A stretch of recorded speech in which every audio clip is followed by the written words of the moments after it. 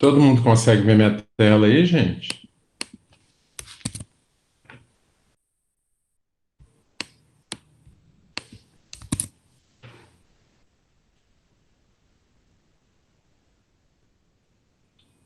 Vocês estão aí, gente? Vocês estão conseguindo me escutar?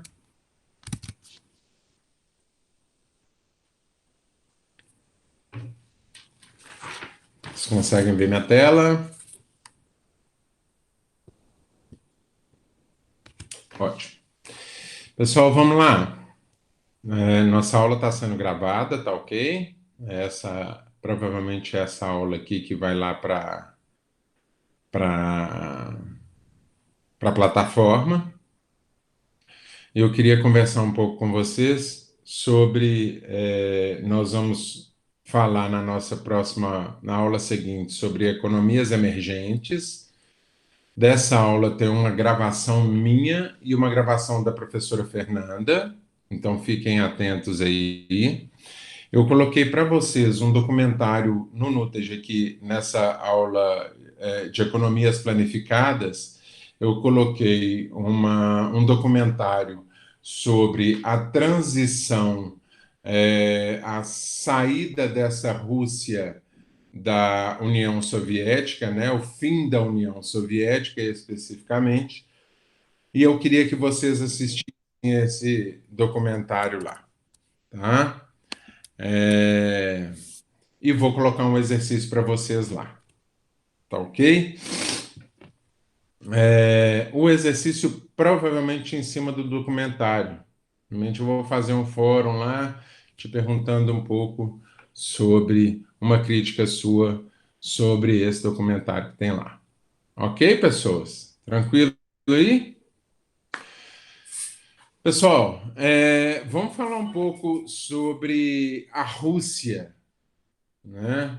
Esse país aí, terceiro maior território do mundo. É, a gente tem um dos maiores territórios em questão de extensão territorial, né? É, E eu acho muito interessante a gente trazer um pouco desse olhar da Rússia diferente do que a gente tem do restante dos outros países. Por quê?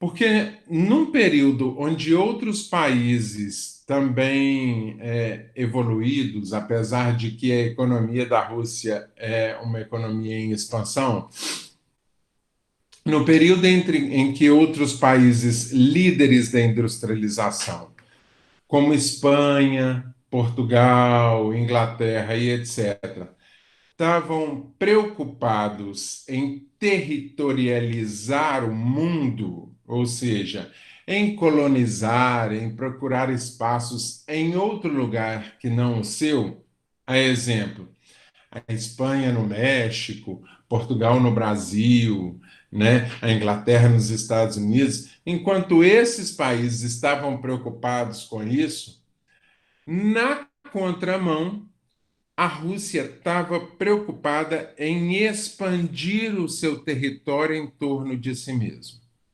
Por quê? Porque, primeiro, eu tinha. Ô, gente, se vocês quiserem falar, abram o microfone, conversa no chat comigo, total liberdade, tá ok? Então, automaticamente, eu tinha uma Rússia que estava muito presa dentro de um território com grande parte desse território com é, regiões montanhosas, com solo ruim ou com uma área de congelamento extremamente forte. E isso tudo vai impedir o grande desenvolvimento dessa Rússia. Então, o que, que a Rússia queria fazer para tomar o poder? Ou ela ia se expandir ou ela ia se coligar com outros países para que ela pudesse se fortalecer, para que ela pudesse ter uma representação mundial, vamos dizer assim, uma força mundial. Tá ok? Então, quando a gente olha isso, a gente precisa de entender que essa Rússia precisava de se introduzir nessa industrialização mundial, já que o período de mercantilização ele já tinha passado, a gente já tinha se introduzido no período de industrialização, e ela precisaria, como fator locacional, ter fonte de energia, territórios estratégicos, né? Mercado consumidor, matéria-prima, escoamento dessas mercadorias, e para isso ela precisava de ter território ou precisava próprio dela, ou precisava se coligar com os países que favorecessem a isso. Então, uma coisa muito importante que a gente vê na Rússia é o fato dessa Rússia ela ter, sim, ela ter uma fonte hidrológica muito forte, ela ter uma concentração populacional em um determinado local dentro do seu território, que é no que a gente chama de Rússia Ocidental ou Rússia Europeia. Nós temos uma Rússia também dividida entre duas Rússias, uma Rússia Ocidental ou Europeia, ou uma Rússia Oriental, também chamada de Rússia Asiática. Tá ok? Ela já tinha um mercado consumidor, visto que a sua população estava bastante concentrada em um local. Ela tem matéria-prima, porque ela tem extração mineral forte, porque ela tem força agrícola muito grande, mas ela ainda tem algumas defasagens, como, por exemplo, o analfabetismo, a falta de mão de obra qualificada, assim como boa parte desses países o tinham. Como assim, Alexandre? A gente lembra que a China tinha uma péssima qualidade educacional, a gente lembra que o Japão tinha uma péssima qualidade educacional, e a Finlândia, que não tem nada a ver com a nossa conversa, mas a Finlândia tinha também. E o que esses países fizeram para se revolucionar? Investiram pesado em educação. Então aí eu vou fazer uma crítica gravada. Vou fazer triste é o fato de que a gente perde boa parte do nosso investimento no atual governo da educação, com perda aí de praticamente 30% do investimento de educação, né? Vocês sentem isso na pele mais do que tudo, e a gente não pode dizer que a gente vai ter uma evolução diante disso. Tá ok? Então, o que que a gente vai perceber? Eu trouxe algumas fotos aí da Rússia que eu acho legal a gente mostrar para ver essa diversidade da Rússia, que é muito diferente da diversidade chinesa, né? Então, ela tem uma diversidade cultural, tem uma diversidade linguística, tem uma diversidade geográfica muito grande. Quando eu falo de geografia, a geografia física, a biologia e a questão da sociedade e da economia. Então, a gente vê aí uma presença de tecnologia bastante grande, né? Essa iluminação aí me lembra uma fonte energética muito boa, a presença aí dos czares e também uma influência da, do, do islamismo muito grande dentro do território russo, e a gente vai ver isso acontecer com grande força. Dá uma olhada nesse mapa aí, pessoal. Esse mapa traz para a gente algumas coisas bem interessantes. Primeiro, eu vejo aqui os bolsões, tá vendo, gente? Essas principais regiões industriais aqui de rosa, onde eu tenho uma formação e uma ocupação dessa indústria, principalmente nessa região aqui ocidental. Por que, Alexandre? Porque eu tenho nessa região logo acima aqui, ó, os Montes Urais, ou seja, eu tenho na parte norte e na parte asiática da Rússia um solo ruim, ou eu tenho solo congelado. Para vocês terem uma noção, eu tenho uma amiga que é russa E aí eu pergunto para ela: o que você mais gosta do Brasil? Aí ela responde: o clima. Como assim? Por que o clima? Porque onde eu morava fazia praticamente menos 40 graus durante quase toda a época do ano. E aí eu perguntei para ela: então você morava na Rússia Asiática? Ela falava: exatamente. Então, é, a gente vê aí, aqui, por uma questão de clima, por uma questão de relevo, por uma questão de solo. Então, lembra lá que a minha China ocidental era ruim por esse fato, porque tinha um relevo ruim, porque tinha um solo ruim, porque tinha uma região montanhosa, baixa quantidade de ocupação de solo, baixa quantidade de tecnologia. Então, o que eu tinha na minha Rússia, na minha China ocidental, eu tenho na minha Rússia asiática, tá ok? De ruim, ok, pessoas? Então, qual que essa história aí? Eu tenho aqui os Montes Urais, que vão, ou Monte Ural, né? Os Montes Urais, que vão dividir basicamente essa Rússia, e abaixo aqui nessa minha região sul, eu vou ter a maior quantidade de povoamento, né? Uma localização onde está muito próximo aqui da Europa, favorecendo o escoamento, me trazendo aquilo que eu preciso de território estratégico, aquilo que eu preciso de mercado consumidor, aquilo que eu preciso de escoamento, que são os fatores locacionais dessa Rússia aí, o favorecimento. Uma outra questão muito importante que eu vejo aqui é a formação da linha férrea. Olha aqui, ó.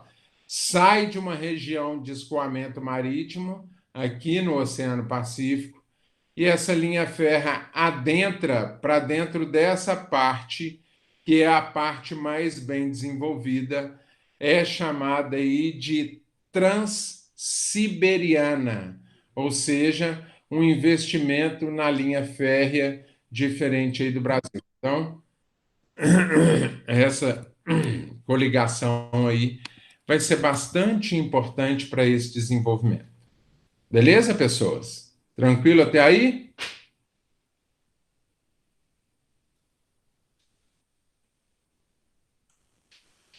Então, a Rússia, ela tem uma diversidade geológica muito grande, justamente por causa da sua grande extensão territorial. Então, lembra do Brasil? Só que o Brasil é um país tropical e, apesar da sua divergência de ter solos bons e solos ruins, apesar de ter regiões montanhosas também, apesar de ter regiões pouco ocupadas, você não tem áreas de congelamento.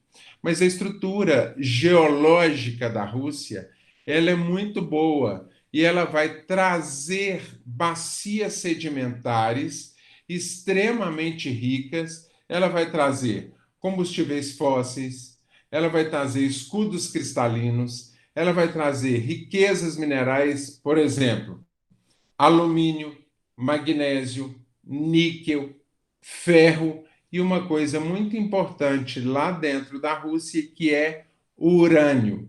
O urânio, ele tem dualidade nesse aspecto aí.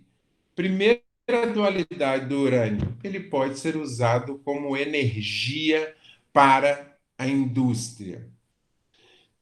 Problema do urânio, ele pode ser usado na indústria bélica. Ou seja, ele pode se transformar em arma atômica. Tá ok, gente?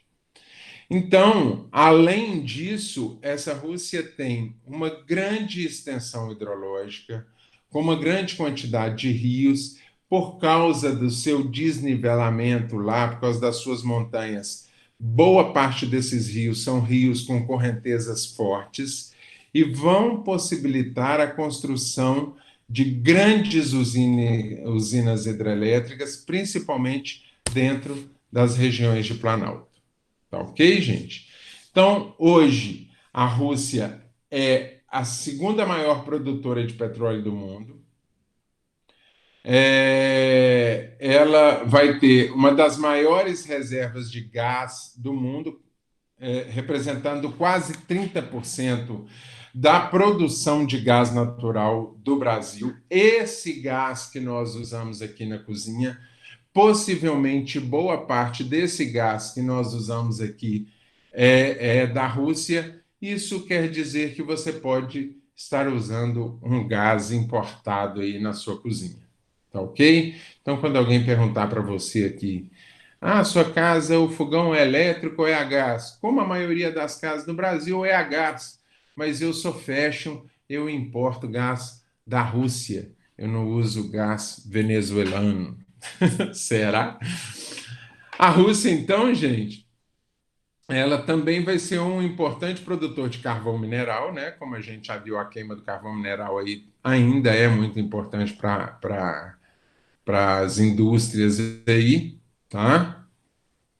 É o sexto maior país em produção de carvão mineral e a Ucrânia vai ser uma das grandes forças aí, tá ok? E a produção de gás também. Então aqui a gente tem uma das estações de extração de gás da Rússia. Aí é o Vladimir Putin, né? Atual primeiro-ministro.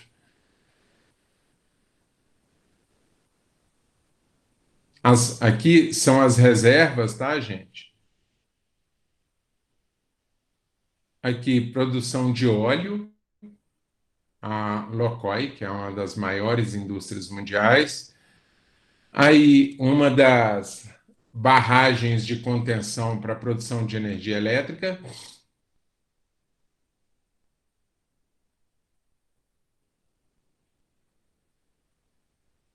Aqui também a barragem de contenção. Então, são duas, né?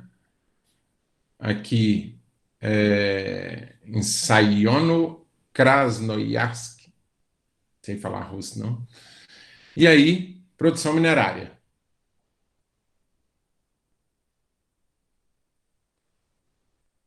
Produção minerária. Eu quis até colocar essa foto, que eu achei bacana a gente mostrar, que é a linha férrea passando dentro da produção minerária. E isso é uma das estratégias que a Rússia vai fazer. A estratégia de aproximar o transporte, tecnologia e extração no mesmo lugar.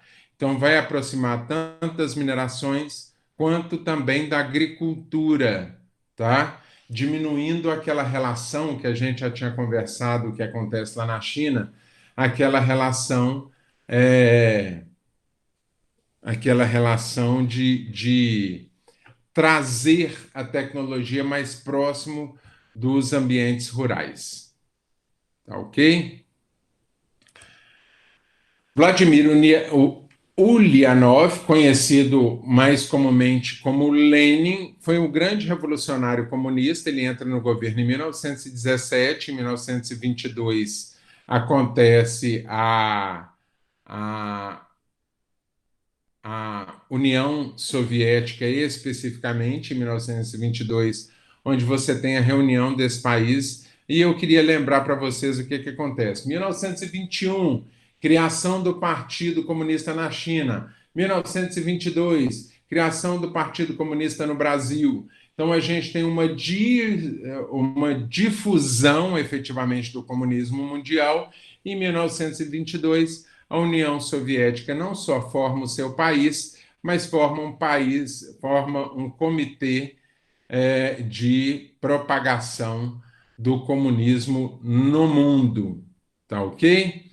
Então a gente tem, com a entrada de Stalin logo após a morte de Lenin, a entrada de Stalin, onde ele vai montar os planos quinzenais. Esses planos quinzenais vai ser onde o governo vai montar metas econômicas, sociais, metas de desenvolvimento de 5 em 5 anos, tá ok? Diante de um método planificado, tá lembrado? o Estado comanda tudo, o Estado é dono de tudo, o Estado planeja tudo, inclusive o desenvolvimento.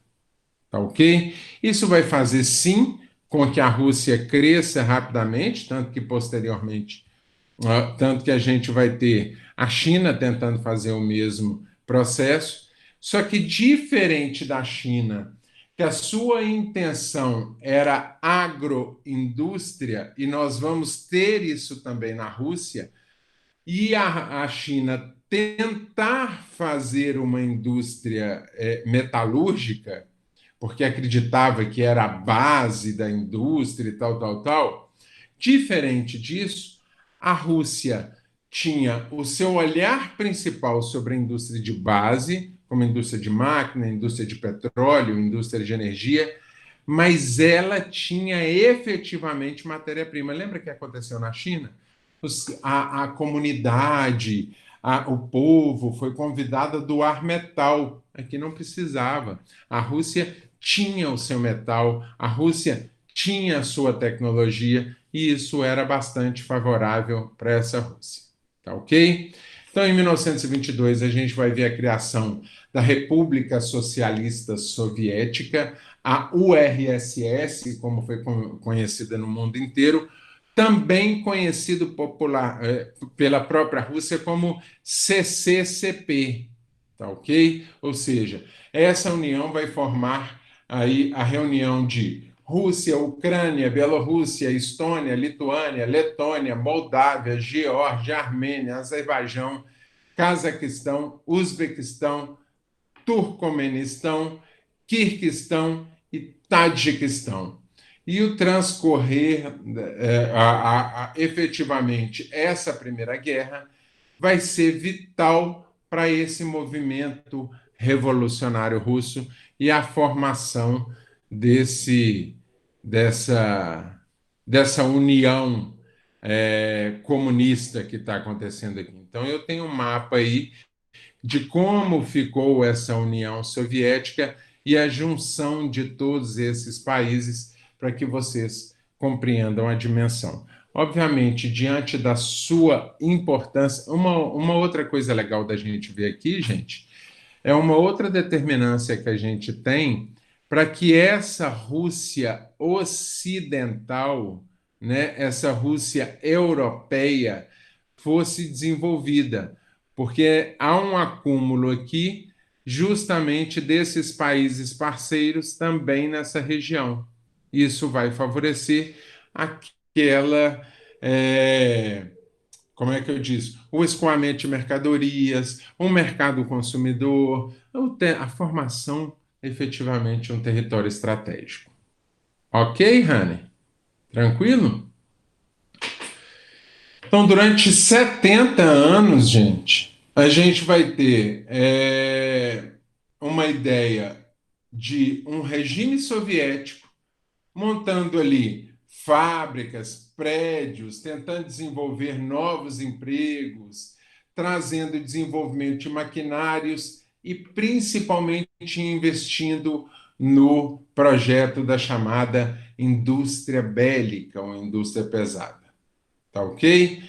Só que outros países vão conseguir se industrializar, outros países vão conseguir se revolucionar, outros países vão conseguir altas tecnologias, como, por exemplo, os Estados Unidos, que deixam de ser aliados e começam efetivamente uma guerra contra essa Rússia.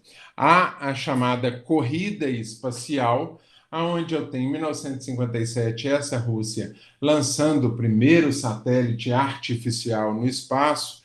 4 anos depois, ela manda um astronauta sobre a órbita terrestre e, obviamente, quem comandasse a tecnologia desse período, quem dissesse assim, eu sou dono da grande tecnologia, eu tenho tanta tecnologia que eu consigo mandar o homem para outro planeta, eu consigo mandar o homem para a Lua. Ou seja, eu sou o cara da tecnologia. Então, eu vou repetir novamente para que vocês entendam isso aí. Quando eu trago isso, demonstrando o seguinte, Pessoal, atenção. Quando eu pergunto para um estadunidense quem manda no mundo, ele diz que é os Estados Unidos. E quando eu pergunto para ele quem manda nos Estados Unidos, ele diz que é o Japão. Por quê? Porque a tecnologia fomenta a indústria fomenta o capital, capital gera poder. E quem é que manda na tecnologia dos Estados Unidos? O Japão. Ok? Então é bastante interessante você pensar nisso aí, onde há uma briga de quem manda na tecnologia, aparentemente manda no mundo. Só que essa Rússia, apesar da sua grande extensão territorial, ela vai centralizar muito dentro de Moscou, vai ter uma experiência aí da chamada economia planificada, e essas regiões aí vão trazer fontes de matéria-prima, fontes de energia, vão desenvolver siderúrgicas, metalúrgicas e etc., né? Há grandes investimentos agrícolas e complexos agroindustriais, mas essa fase, esse investimento de setor bélico, vai trazer crises na chamada década perdida, que é uma década onde não tem grandes desenvolvimentos, que é a década de 80, e eu vou ter queda de exportação, eu vou ter um grande empobrecimento dessa Rússia, um desemprego acontecendo fortemente, a redução da produção agrícola e uma Rússia que vai passar grandes dificuldades com filas para comprar sapato, com fila para comprar roupa, com fila para comprar comida. E aí a gente tem um problema de miséria acontecendo dentro dessa Rússia. Tá ok? Então a Rússia ela precisa efetivamente agora, diante do seu empobrecimento e da sua defasagem tecnológica, de um novo olhar, de uma reforma. E aí o que acontece? Eu preciso ter essas iniciativas para que eu quebre esse atraso tecnológico, para eu renove efetivamente uma concorrência dessa Rússia no mercado internacional. Tá ok? Por quê? Porque a Rússia era um país extremamente agrário, com uma construção, tentando fazer uma construção de um enorme mercado industrial, formando parques industriais, como a gente viu lá efetivamente. Só que essa Rússia, ela era analfabeta. O que ela faz para poder fazer isso? Ela investe fortemente em educação, investe na erradicação do analfabetismo, e investe no elevado número de cientistas, principalmente no ramo da matemática e física, para poder desenvolver a sua indústria. Tá ok, gente? Aqui é só uma questão da força armamentista. A gente vê aí que em 1950 as ogivas nucleares nos Estados Unidos eram 350 e na Rússia eram 5, e que em 1990, 1989, eu tenho essa Rússia com 30% a mais de ogiva do que os Estados Unidos, e um crescimento de 5 para 32 mil ogivas nucleares. Tá ok? Bom, o que acontece então? Eu tenho uma defasagem muito forte acontecendo na Rússia, então, ao contrário do que acontecia na Europa Ocidental e ao contrário do que acontecia efetivamente nos Estados Unidos. Tá ok? Então, o que essa Rússia fez? A mesma coisa que a China estava fazendo. Ela monta bolsões industriais, ela monta tecnopolos e convida empresas estrangeiras para poder entrar dentro do seu país. Qual que é a grande vantagem dessa história, Alexandre? A grande vantagem dessa história é, de novo, a mesma coisa que estava acontecendo na Rússia. Ou seja, vamos trazer gestão nova e vamos trazer tecnologias para que eu possa sair da defasagem industrial, para que eu possa sair da defasagem da gestão para que eu possa desenvolver novamente a minha indústria e ser realmente capaz de me despontar aí com uma indústria de bem e consumo, com a grande produtividade, com a quantidade suficiente para abastecer essa população. Beleza? Quem é um dos grandes responsáveis por essa mudança? É esse camarada aqui, ó, o Zé da Manchinha na testa, que é o Mikhail Gorbachev.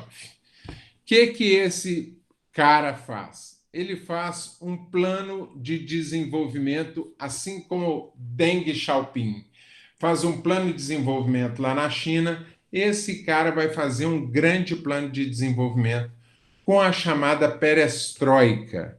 O que a perestroika intensifica? Atrair investimento estrangeiro e facilitar a formação de empresas mistas. A gente já viu efetivamente como é que isso funciona na China. Aqui a intenção vai ser exatamente a mesma. Assegurar acesso a novas tecnologias e entrar efetivamente na terceira revolução industrial. Ok? Introduzir processos produtivos e método de controle de qualidade inovador nas empresas estatais. Através de quem? Através dessas terceiras empresas que vão entrar dentro do país. Através dessas empresas mistas que vão entrar para dentro do país. Naquele mesmo esquema, poderia entrar se tivesse participação de empresas russas, sejam elas privadas ou estatais. Tá ok? Para que isso? Para que eu aumente a produtividade, aumente a minha tecnologia, para desenvolver a minha economia com ofertas de bens de consumo. Para isso, a gente, Gorbachev, ele vai montar a chamada glasnost, que é efetivamente uma transparência política. Isso serve, gente, não só para que seja apresentado dentro da Rússia com a sua belezura total de apresentação da Rússia, assim como serve também para apresentar um retrato para essa população mundial, um novo olhar para essa população mundial. Tá ok? Então, primeiro, eu preciso de abrir a política da União Soviética e começar efetivamente. Primeiro, essa União Soviética vai acabar e essa Rússia precisa de ter um novo tratamento. Qual que é o novo tratamento? Passar devagar. Diferente de muitos países que largaram o comunismo e já se tornaram capitalistas, o processo ali é que essa Rússia largasse esse comunismo pouco a pouco e entrasse nesse processo capitalista pouco a pouco. Então, ela vai desmontar esse aparelho repressor, herdado lá da era Stalin, vai assegurar uma liberdade de imprensa que não existia, já que eu estava num processo efetivamente ditatorial, e vai entrar com processos de direitos estritamente democráticos, fortemente democráticos, o que demonstra uma abertura para um mercado de capital e faz concepções separatistas com o intuito de manter efetivamente a Federação Russa. Tá ok, gente? Bom, então eu tenho aí, obviamente, a formação dessa Federação Russa diante do colapso que essa União Soviética tem. Há uma redução do salário, há problemas ali de mortalidade por causa de miséria, mortalidade por falta de emprego, doenças por causa de poluição e etc. E essas crises vão desenvolver essa nova Rússia aí como uma das grandes exportadoras, principalmente de petróleo e gás natural. Tá ok? O Brasil é um dos compradores dessa história aí. A década de 90 é extremamente importante para o mundo aí, né, o grande processo de globalização fortemente acontecendo, e a partir dos anos 2000, essa Rússia consegue se atualizar e consegue de novo ganhar uma grande importância no mundo, fazendo fluxos de investimentos estrangeiros, vai ter um crescimento que vai atingir 75 bilhões de dólares, e depois ela vai ter uma ligeira queda por causa de uma crise mundial. Lembrando que nós entramos nessa crise também um pouquinho mais tarde, 2 anos depois, mas nós também entramos nessa crise mundial aí.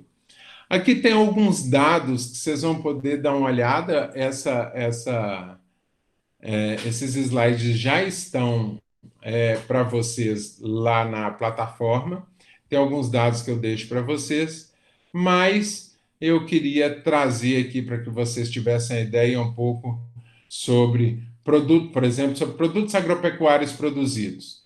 Produz grãos de cereais, beterraba com produção de açúcar de beterraba, né? Semente de girassol, legumes, frutas, carnes e leite. Tá ok? Uma produção industrial aí voltada para o minério, petróleo, gás, metais, automóveis, navios, produtos químicos, equipamentos elétricos, máquinas e equipamentos para construção civil, tecidos, alimentos industrializados. Produtos de exportação: petróleo bruto, produtos derivados de petróleo, metais, gás natural e produtos químicos. E os de importação: automóvel, produtos farmacêuticos, máquinas, plásticos, carnes e frutas. E os principais parceiros econômicos para exportação: Holanda, Alemanha, Itália, Turquia e China, e para importação: Alemanha, China, Ucrânia, Estados Unidos e Itália. Tá ok, gente? Vou mostrar para vocês mais algumas fotos aí, que eu acho bem bacana a gente mostrar aqui.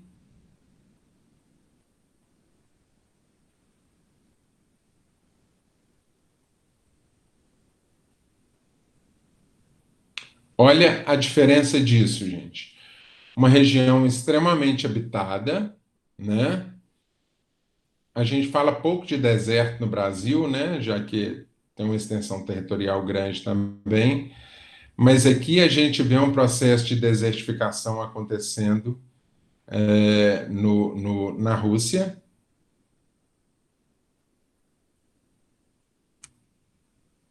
Região siberiana.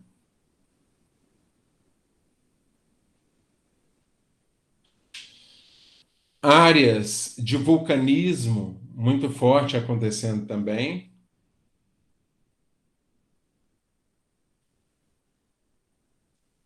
E aí, a representação do que a gente conhece aqui como União da República Socialista Soviética. Lógico que a sigla lá não é a mesma, a sigla lá é a CCCP. Tá? Então, todas as vezes que você vê aí CCCP, você vai ver a representação da União Soviética. E aí uma área com alta produção de água, né? Então a gente vê uma diversidade ambiental desse país extremamente forte. Tranquilo, pessoal? Dúvidas?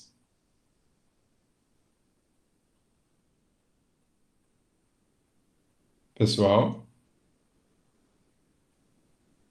Sem dúvida, professor, tá tranquilo. Então é isso, pessoal. Desejo a vocês aí uma ótima semana. Deixa eu parar minha gravação aqui, só um minutinho.